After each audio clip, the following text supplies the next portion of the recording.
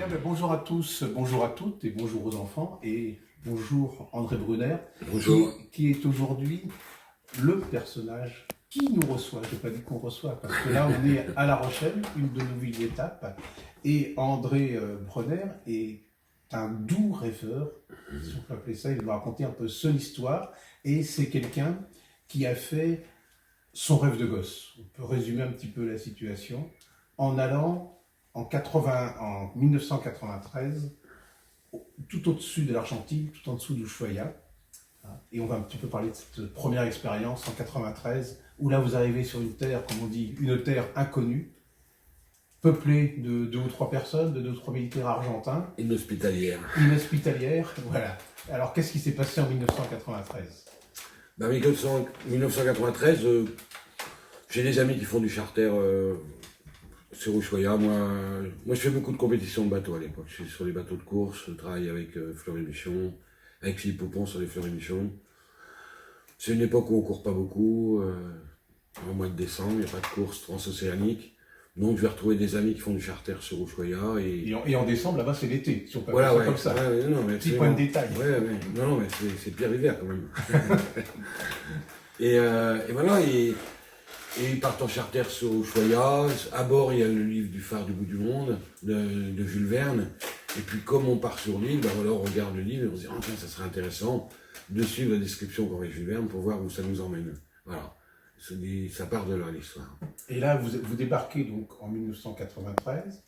Vous êtes pendant 5 jours seul, mais 5 jours perdus, j'allais dire, pratiquement. Oui, parce qu'on retrouve le phare. Et puis voilà, ça va donner un but à un voyage et l'histoire aurait pu s'arrêter là. Sauf qu'à un moment, au retour, je décide de descendre du bateau pour aller visiter l'intérieur de l'île sur une quinzaine de kilomètres. Et en fait, la météo paraît bonne, mais il y a 25 ans, même un peu plus, c'était compliqué d'avoir une météo précise dans des endroits comme ça. Et donc je pars sans rien, quoi. Je pars en basket, en jean, un petit kawaii, une pomme, Et des un allumettes. briquet et 2 allumettes de cerise, voilà. Et puis en fait, je me fais prendre dans la brume très rapidement. Le premier soir, je trouve pas le bateau et l'histoire dure 5 jours. Et je retrouve le bateau qu'au bout de 5 jours. Mais entre deux, j'ai failli laisser ma vie parce que je suis en basket. Compris feu dès le premier jour parce que je les ai laissés trop près du feu et je me suis endormi et elles ont cramé. Donc après, j'ai comme des sandalettes. Et après, il y a 1 mètre de neige. Les derniers jours. Et nous sommes en été. Si Et on est en été, ouais. Et donc, ça manque pas grand chose pour que j'y laisse ma peau. Pour finir, je m'en sors vivant et je me disais les derniers jours, si je me sors vivant de cette histoire, je reviens sur cette île. Et donc l'année d'après, je me fais redéposer sur l'île pour y rester un moment et tout seul avec un arc, un filet de pêche. Voilà. Et une cabane. Et là, je fais une cabane dans un arbre. Parce qu'au début, j'y vais une quinzaine de jours avec un bateau qui fait un voyage là-bas. Et puis je me rends compte que ça va être compliqué avec l'attente d'être itinérant et il faut mieux que je fasse un camp de base. Donc quand je reviens, alors je fais le premier voyage en attendant d'avoir l'autorisation de l'armée parce que ils sont pas d'accord pour me laisser partir sur l'île parce que ils disent si jamais il m'arrive quelque chose, ils vont pas me retrouver et ils ont pas tort parce que c'est très accidenté l'île. Et pour finir, j'arrive à avoir l'autorisation et donc je repars. Après, sur l'île, je me fais déposer et on vient me rechercher 1 mois et demi après. D'accord. Il y a même une anecdote parce que vous rencontrez l'armée argentine qui vous font état de ce qui s'est passé il y a un an auparavant où il y a quelqu'un qui avait failli mourir. Ils n'ont pas fait le rapprochement avec vous. Oui, parce que quand je repasse à voir l'amiral et qu'il me donne l'autorisation d'aller sur l'île, il me dit ah ben on vous donne l'autorisation, mais ça nous embête parce que l'année dernière il y a déjà un Français, un de vos collègues, qui est descendu, il l'a retrouvé 5 jours après de justesse, il a failli mourir, vous vous rendez compte, c'est dangereux. Et bon, ils n'avaient pas fait la réaction que ce Français qui avait failli se perdre, c'était moi, quoi, en fait. C'était vous. Et puis alors, dans votre idée, un projet fou, en gros, enfin le premier projet fou, c'était de reconstruire à l'identique ce phare du bout du monde, ce phare qui est un peu celui d'un grand rêve de gosse, quoi. Bah, c'est que là-bas, après, quand on est tout seul comme ça, l'imagination, elle vagabonde, on parle à tout le monde, on parle aux nuages, on parle aux vagues, on parle aux arbres. Et là, à un moment, je suis assis sur cette planche, parce que bon, je me fais un camp de base quelque part, et après, je fais des raids dans l'île pour visiter, je reviens à mon camp de base, et à un moment, je retourne sur les ruines du phare, Puis voilà, je suis assis sur ce tas de planches qui reste. Hein. Le phare a été construit en bois, donc il a abandonné 90 ans avant. Puis en fait, avec la pluie, le vent, tout s'est écroulé. Il reste plus qu'un tas de planches et des tôles rouillées. Donc je suis assis là sur ce tas de planches. C'est un phare qui a été construit au 19e siècle, enfin, la Ouais, deuxième partie, la fin. 1884. Ouais. Ils ont abandonné l'île en 1902 et après personne s'en occupait. Et puis voilà, je suis là assis sur ta planche, la nuit tombe, et voilà, je m'imagine, je suis gardien de phare, comme les gardiens qui avaient 100 ans avant, et j'allume cette petite lumière pour guider les bateaux, et ça y est, l'idée est alignée. Je vais revenir reconstruire le phare. Et donc quand j'entends France, j'ai qu'une idée, retourner là-bas, construire le phare. Alors, il y a Jules Verne, il y a le côté mystique et mythique du Cap Horn, il y a ce rêve fou, insensé de construire un phare. Et voilà, tout le monde trouve ça génial. Et parce qu'il y a une réalité économique au projet, il faut trouver des partenaires. Après, il faut avoir l'autorisation de l'Argentine, parce qu'on ne peut pas aller là-bas comme ça, reconstruire le phare. Donc c'est un tas de démarches pour que ça soit déclaré d'intérêt national là-bas.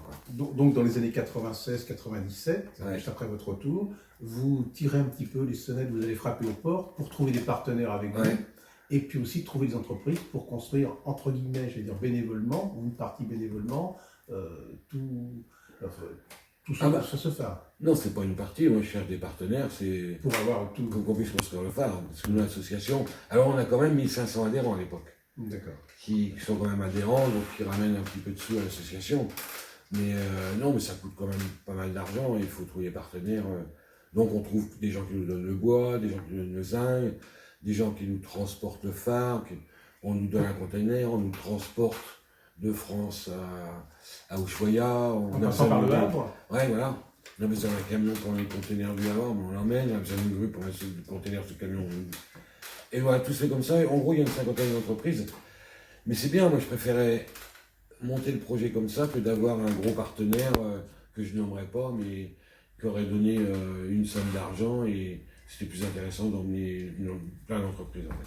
Ça c'est sûr. C'est sûr d'emmener en plus ces entreprises. Vous avez plein de gens, d'emmener les gens qui travaillent dans l'entreprise, d'emmener les enfants de ces gens-là, et c'était génial. Vous avez l'autorisation de refaire le phare, vous arrivez à Ushuaia, mais bon, ça paraît simple comme ça, mais tout était quand même très compliqué, parce qu'on fait du travail de longue haleine, et c'est aussi un véritable travail d'équipe, comme vous disiez justement. Ah oui. Ben après, c'est l'armée argentine qui et après, vous arrivez à Ushuaia, là, petit souci, il fallait les autorisations de dédouanement, c'est ça? Ouais. Et là, ça traîne. Moi, j'envoie des mots partout, à l'ambassadeur, au ministre que je connais, à Chirac. Ah ben non, là j'appelle pas Chirac, j'appelle l'ambassadeur, mais Chirac il était intervenu parce qu'à un moment il a fait un voyage en Argentine et il avait emmené une édition originale de Jules Verne de chez Hetzel de 1905 pour l'offrir. Qui était le dernier livre de Jules Verne, malheureusement il ne l'a pas vu éditer.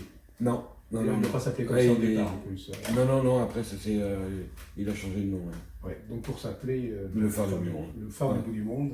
C'est un des seuls livres où tout se passe, je veux dire pratiquement à huis clos. Enfin, il n'y a pas d'image. Donc on est en 98 et en février 98, eh bien le phare s'éclaire.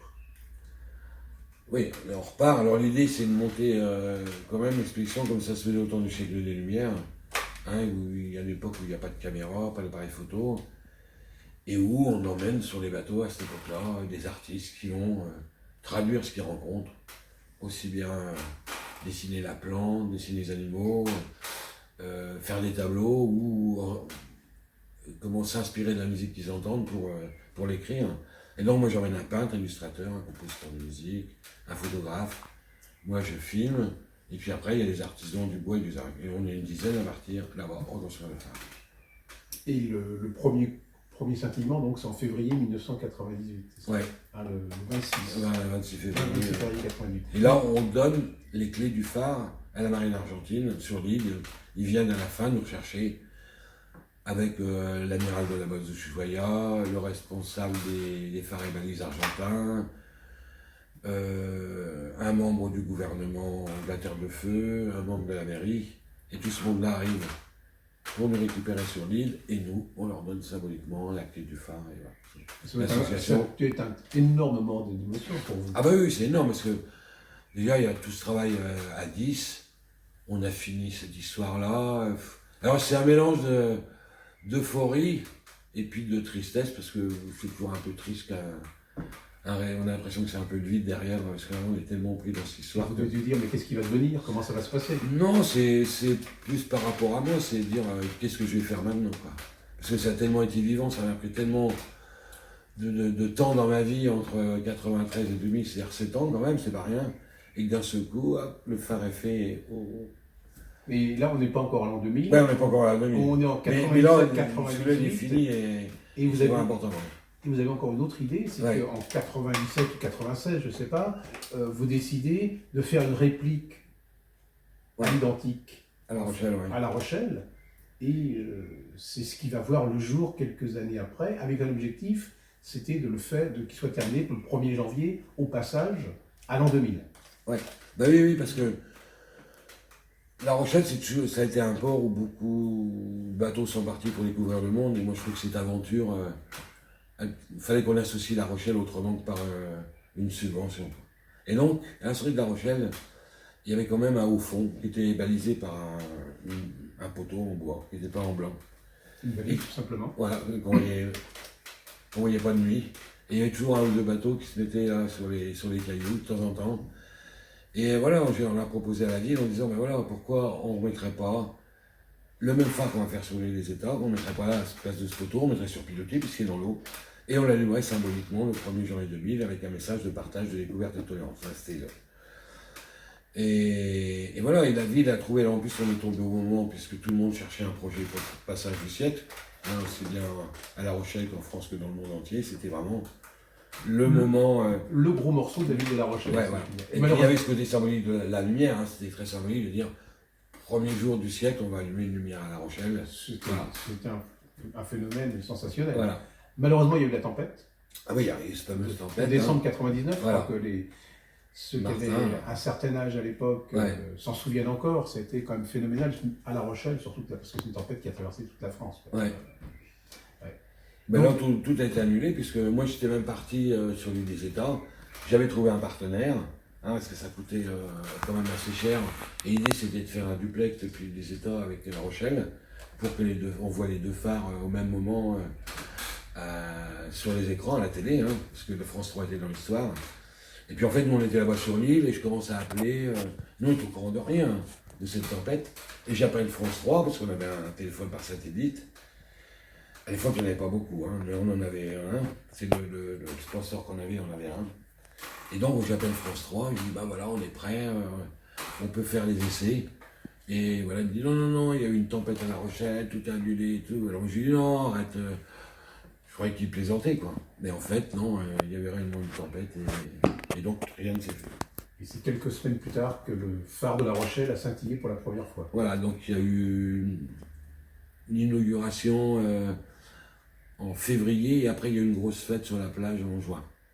Et ce phare, on peut le voir du port des Minimes. Ouais. Il est à quelques milles du port. Bon, on peut même aller jusque sous le phare par un coefficient de 100. À partir d'un coefficient de 100, par grande marée. D'accord. On peut, de la plage des Minimes, aller jusqu'au pied du phare, en fait, à pied. Et on peut même maintenant, ça c'est la troisième et dernière étape, si je puis dire, on peut même dormir. On a pu, parce que le projet est terminé, mais pour les 20 ans du phare, on avait monté 2 projets, un avec des adultes, où on les laissait 24 heures dans le phare, et en échange, on leur demandait de nous traduire leur ressenti par leur expression, soit ils filmaient, soit ils sculptaient, soit ils écrivaient, soit... Voilà. Donc on a mis 285 gardiens, je crois. Et donc on va faire une expo de tout ce qu'ils ont créé au mois de novembre au Musée Maritime. Et en même temps, je voulais entraîner les enfants dans l'histoire. Donc j'ai signé une convention avec la CDA. Et c'est elle qui subventionne l'association. Et moi, en échange, j'interviens dans les écoles pour raconter mon histoire aux gamins et les emmener dans mes rêves et dans mon imaginaire. Et faire rêver les enfants, voilà. C'est ce que vous êtes en train de faire ce soir, voilà. Avec les enfants qui nous suivent, voilà. Qui ont entre 8 et 12 ans. Eh bien oui, parce que je trouve que à ce âge-là, il faut rêver. En plus, en ce moment, si on ne rêve pas en ce moment, avec ce qui se passe. Et puis, je trouve c'est les inciter à dire s'ils ont envie de faire quelque chose, il faut le faire. Que s'ils ont un rêve, c'est jamais facile, c'est sûr, c'est du travail, c'est la persévérance. Il y a des portes qui sont fermées, mais s'ils sont patients, ils vont savoir les ouvrir. Et après, ils vont accéder à leur rêve et ils vont voir que c'est quand même fabuleux. Je crois que c'est un beau message. C'est un très beau message que vous êtes en train de communiquer aux enfants. Ouais. Et les prochains projets, vous en avez encore d'autres? L'association a d'autres projets? D'ailleurs, on va peut-être faire un petit peu, je ne vais pas dire une publicité, une petite remarque sur votre association qui s'appelle Le Phare du bout du monde, ouais. en un seul mot, et on Ouais. pouvait en retrouver sur tous les réseaux sociaux, je crois. Oui. On a un site, c'est contact@lephare-du-monde, ou sinon, enfin là c'est l'adresse de l'association, et sinon on a un site, c'est lephare-du-monde-tout-accroché.fr. Petite question indiscrète, est-ce que vous en rêvez encore jour et nuit du Phare du bout du monde? Ah oui, j'en rêve, souvent.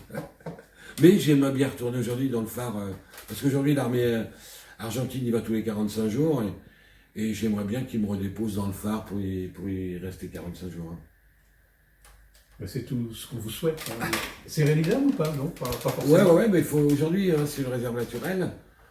Donc moi j'avais quand même bien souligné ça en disant que c'est pas parce qu'on construisait un phare sur l'île, il fallait qu'ils mettent un hôtel à côté, hein, qu'il fallait la préserver, parce qu'il n'y a jamais eu personne sur l'île. C'est un sanctuaire naturel. Hein. Et donc ça a mis du temps, mais aujourd'hui c'est une réserve naturelle. Peut-être que 20 ans après, c'est peut-être plus un rêve d'enfant, mais un rêve d'adolescent, tout simplement. Parce que à 20 ans, voilà un petit peu l'histoire. En tous les... Ouais, je sais pas, mais j'y retournerai sûrement encore. Mais là, la dernière fois que j'y étais il y a 2 ans. Vous avez fait des maquettes chez vous en plus. Hein. Ouais, parce que quand on a monté le projet en 93, enfin 93, je suis 94 en 95, je me disais, mais les gens, on va leur parler d'un phare, ils vont jamais comprendre si on fait pas une maquette. Donc on a créé une maquette dans laquelle on pouvait rentrer dedans, qui était démontable. On a pu pour faire un tas de salons, à droite à gauche, de l'aventure, du nautisme. On démonte, on met dans un camion, on l'emmène, on reconstruit. Hop. Et comme ça, les gens, ils rentrent dans le bar. Et la maquette existe encore? Ouais, Ben, ça serait... je lançais un petit message à nos élus, à ceux qui s'occupent du Vendée Globe, qui est la ville du départ quand même de la course autour du monde. Ça serait bien que pour un prochain Vendée Globe, votre maquette soit exposée, hein, tout simplement. Bah, why not? Why not, parce que c'est quand même pas loin, les sables de la Rochelle, c'est pas loin. En tous les cas, je vous remercie beaucoup de ce bon moment que nous avons passé ensemble. Simplement, je voudrais rappeler un petit peu le livre d'André Bonner qui s'appelle Le Phare du bout du monde, tout simplement, et vous y retrouverez toutes les anecdotes qu'on a pu voir et entendre. Édité par André Bonner, je suis Sylvain Comte d'auteur en fait. C'est bien de le préciser. Et qu'on trouve dans toutes les bonnes librairies, je pense. Bah, Rochelaise. Ou sinon, par à travers le site. Ben voilà. En tous les cas, je le feuilletais avec un grand plaisir, et je vous remercie encore au nom de tous ceux qui nous écoutent et qui nous voient ce soir, et particulièrement les enfants, que eux, de leur dire un petit signal, c'est d'aller au bout de leurs rêves, tout simplement. Voilà, absolument. Merci beaucoup. Mais de rien. Merci à vous.